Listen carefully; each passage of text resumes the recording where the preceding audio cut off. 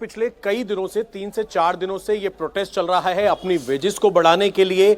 Salary से संतुष्ट नहीं है, सैलरी को बढ़ाने के लिए, क्योंकि कॉन्ट्रैक्ट बेसिस पर यहां पर लेबर है और काफी ज्यादा इनकी मांगे हैं कि इनकी सैलरी सही की जाए। लेकिन आज अचानक से जो गुस्सा फूटा है, प्रोटेस्ट कई दिनों से चल रहा था, ये आप देख सकते हैं जलती हुई गाड़ी, ये यहां पर एक गाड़ी को आग के हवाले किया गया है। इसके साथ ही दूसरी तरफ में अगर मैं आपको दिखाऊं तो एक और जो पुलिस की गाड़ी है उसको यहां पर पलट दिया गया है। आगे एक और गाड़ी में तोड़फोड़ की गई है। तो पुलिस फोर्स यहां पर इस वक्त तैनात है।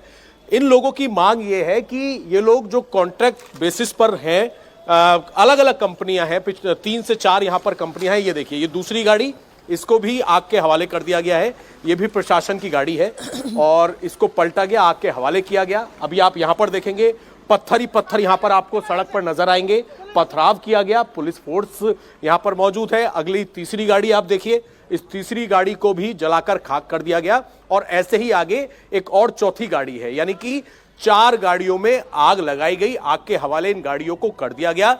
असल में देखिए, फिर से यहां पर बीच बीच में पुलिस जो है खदेड़ रही है लेबर को। फ्लैग मार्च यहां पर किया जा रहा है। असल में मीनाक्षी, शनिवार से ये लोग मांग कर रहे हैं नोएडा की अलग अलग, इस वक्त हम फेज 2 में मौजूद हैं, सेक्टर 84-85 में, जहां पे मदरसन और कुछ और प्राइवेट कंपनियां हैं।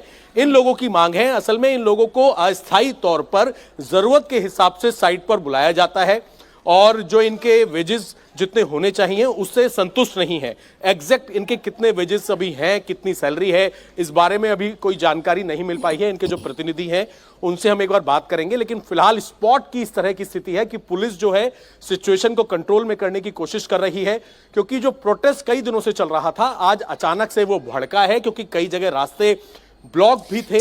सोमवार के दिन इसे थोड़ा सा मैं और डिटेल में बता देती हूँ दर्शकों को। देखिए, कर्मचारियों की मुख्य मांग यह है कि उनकी सैलरी जो 13,000 है उससे बढ़ाकर अभी से 20,000 कर देना चाहिए। और जब इन कर्मचारियों से ओवर टाइम कराया जाता है तो इससे ओवर टाइम का भी पैसा, इसका भुगतान भी इन कर्मचारियों को मिलना चाहिए। और इनके ऊपर भी छुट्टियों का प्रावधान वैसे ही लागू होना चाहिए जैसे आपके बाकी रेगुलर एम्प्लॉइज पर है, क्योंकि ये कॉन्ट्रैक्चुअल बेसिस पर है। मान लीजिए काम ज्यादा है, तब इनकी आवश्यकता है, इनको बुला लिया, काम करा लिया, लेकिन इनकी भी छुट्टियों का हिसाब किताब वैसे होना चाहिए जैसे रेगुलर एम्प्लॉइज का होता है। अब सोमवार से ये प्रदर्शन यूं देखें तो पिछले 3-4 दिनों से ज़्यादा प्रदर्शन चल ही रहा था, लेकिन आज सोमवार का दिन है जब ये प्रदर्शन उग्र रूप ले चुका है।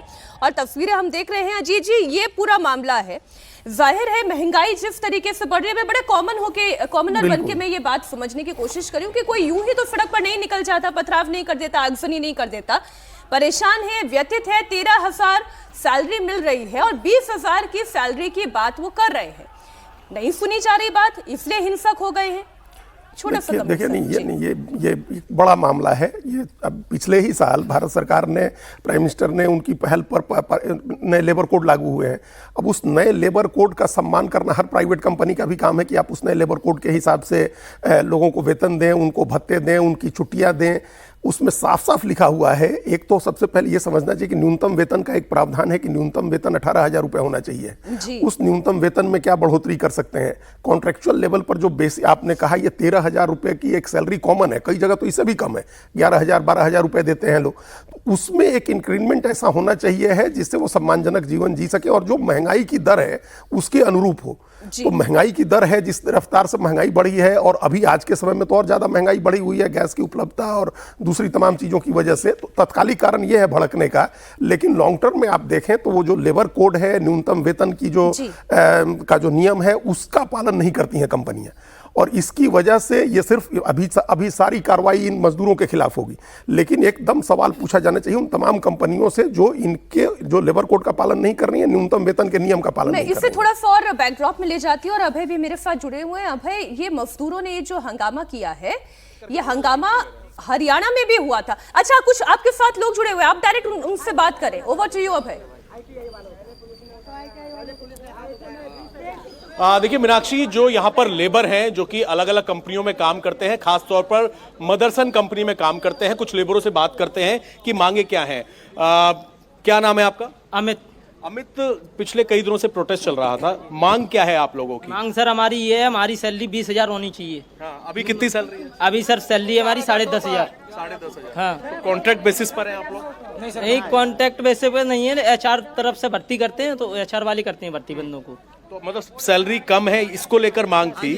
लेकिन आज ये ऐसा प्रोटेस्ट क्यों हो गया कि उग्र प्रोटेस्ट, पथराव, गाड़ियां जला दी सरकारी, ये ऐसा क्यों हो गया? सर एक-एक करके ऐसा सर इसलिए हुआ क्योंकि बंदों को मान लो लाठीचार्ज कर रहे हैं, बंदे आराम से अपनी मांग कर रहे हैं, उनको मांग अपनी करने नहीं दे रहे पूरी। 10 लड़कियों का सर फाड़ दिए हैं, ऊपर से लड़कियों सर फाड़ दिए, उसके बाद लाठी चार्ज करके सब लड़कों को मारे। एक लड़के को पकड़ के इतने मारे हैं, इतने लाठी, उसका सर पूरी शरीर टूट गया है। आपकी जो मुख्य मांग है वो ये है कि आपकी सैलरी 10,000 है और कितनी होनी चाहिए? 25 ना, एक दिन की सरकार की तरफ से है जो रेट, एक दिन का 738 रुपया, वो उसी हिसाब से हमें सैलरी मिलनी चाहिए। 783।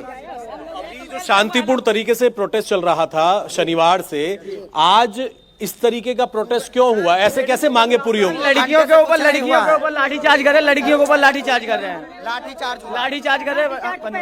हम अपनी सैलरी के लिए आए हैं और ऊपर से लाठीचार्ज करवा रहे हैं यहाँ पे। अब मांग हो, लाठीचार्ज होगी तो बंदे हड़ताल मचाएंगे। सुबह कितने बजे यहाँ पर ये प्रोटेस्ट कर रहे थे आप लोग जब ये लाठीचार्ज? कितनी गाड़ियां जली हैं? 3-4 चली हैं। कुछ और भी मांग है आपकी? बस यही मांग है कि 10 से 20 सैलरी बढ़ाई जाए, सैलरी बढ़ाई जाए, प्लस हम लोगों का मोबाइल इशू कराया जाए और कैंटीन का खाना सही करवाया जाए। खाना सर इतना बेकार है कि अब क्या बताएं। हम लोग ITI करके, पॉलिटेक्निक करके, यानी कि हम बिहार से, पटना से लोग आ रहे हैं, तो हमारी गुजारिश यही, हम लोग कोई मार दंगा करने नहीं आए। हम लोग सरकारी कर्मचारी तो है नहीं, कम से कम हम लोग जो प्राइवेट जॉब कर रहे हैं, तो उसमें सरकार जो नियम निकाला है 783 रुपये, तो हम लोगों को कंपनी से बस यही रिक्वेस्ट है कि हमको 783 रुपए डेली का। अभी कितना मिल रहा है? अभी 10,000, 10.5 हजार दिया जा रहा है। हमारा 6 महीने में 29 रुपया बढ़ा है। 6 महीने में मैं आपसे बस यही कहना चाह रहे हैं कि हम लोगों की सैलरी बढ़ाई जाए। देखिए मीनाक्षी, ये मेरे हाथ में सैलरी स्लिप है, 9,267 रुपए इन लोगों को मिल रहे हैं और इनका कहना है कि खर्चा, यहाँ रूम पर रहते हैं, तमाम चीजें हैं और इनकी सैलरी जो है वो बढ़ाई जानी चाहिए। मिनिमम वेजेस जो है इनको मिलने चाहिए। 300 कुछ रुपए इन लोगों को मिल रहा है। अभय किसी एक व्यक्ति से पूछिए जरा, उनके घर का किराया कितना है, उनकी आमदनी कितनी है, उनके घर को चलाने में उनको कितना खर्च करना पड़ता है, तब इसकी पीड़ा समझ में आएगी असल में। 10,000 कमाने वाला 5,000 का रूम हो गया सर, क्या वो खाएगा, क्या बचाएगा 5,000 में? बोलो यार, सुनाई कहाँ से देगा? 13,000 10,000 कमाने वाला बंदा क्या खाएगा? 5,000 का रूम हो गया, 5,000 का राशन पानी, घर में क्या बचाएगा, क्या देगा, क्या खाएगा? पर आप बताइए। फैमिली 10,000 रुपए दे रहे, फैमिली क्या होगा? और गैस 5 रुपए मिल रही है, गैस भी महंगी हो गई है सर। बात हो पाएगी? तभी मारने के लिए चढ़ते हैं बंदे, तभी मारने के लिए चढ़ते हैं। सर मार रहे हैं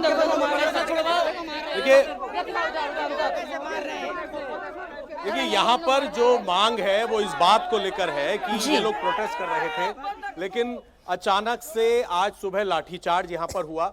इनकी मांग जो है, जिस तरह की सैलरी स्लिप दिखा रहे हैं, वो जायज मांग है कि यहाँ पर ये किराए पर रहते हैं, 10,000 में क्या कुछ होता है, तो ये लोग बहुत सारी अपनी मांगे रख रहे हैं, लेकिन ये प्रोटेस्ट हिंसक मैं क्यों अभय हुआ? आपकी बात समझ रही हूँ। एक छोटी सी इंफॉर्मेशन और अपने दर्शकों को देती चलूं, तब तक आप और जरा वहां की तस्वीरें दिखाइए। देखिए, जो नियम है उस नियम के हिसाब से होना क्या चाहिए और हो क्या रहा है।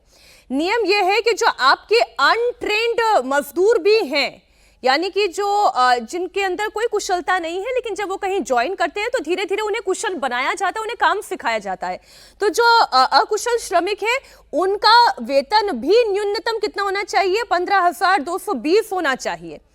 लेकिन यहाँ पर जो लोग मजदूर हैं वो ये क्या कह रहे हैं कि हमें 10,000 मिलता है, 13,000 मिलता है, कई तो है जो कह रहे हैं कि हमें 10,000 से भी कम वेतन मिलता है। अब आगे देखिए, जो पार्शली ट्रेंड है, अर्ध कुशल जो वर्कर्स हैं उनके लिए 16,781 रुपए न्यूनतम मानदेय है। जो ट्रेंड वर्कर्स हैं उनके लिए 18,501 मानदेय होना चाहिए। तो वहीं जो हाईली ट्रेंड श्रमिक हैं उनके लिए भी 20,000 तक का प्रावधान ये सरकार कहती है। लेकिन इन्हें जो मिल रहा है ये इनके घर चलाने के लिए काफी नहीं है। और बिल्कुल ये ठीक बात है, कोई पटना से आ रहा है, कोई मधुबनी से आ रहा है, कोई उत्तर प्रदेश के अंदरूनी इलाकों से, गांव से उठकर आ रहा है।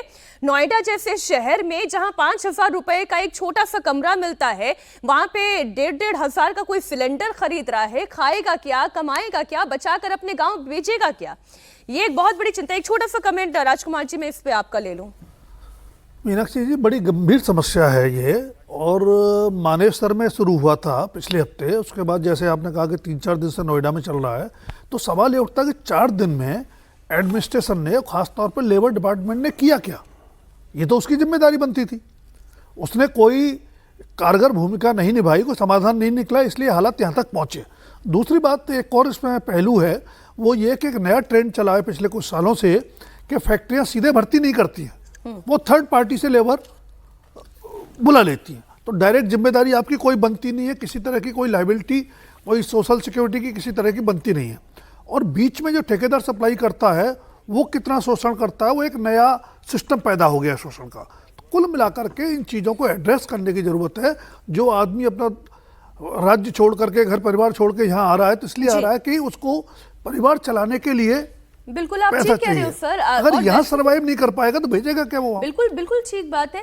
और जब हम गिग वर्कर्स की भी सोशल सिक्योरिटी की बात कर रहे हैं, तो इन लेबर्स की सोशल सिक्योरिटी की बात क्यों नहीं हो रही है? सरकार उस पर क्या ध्यान दे रही है? ये सवाल तो पूछा जाना है।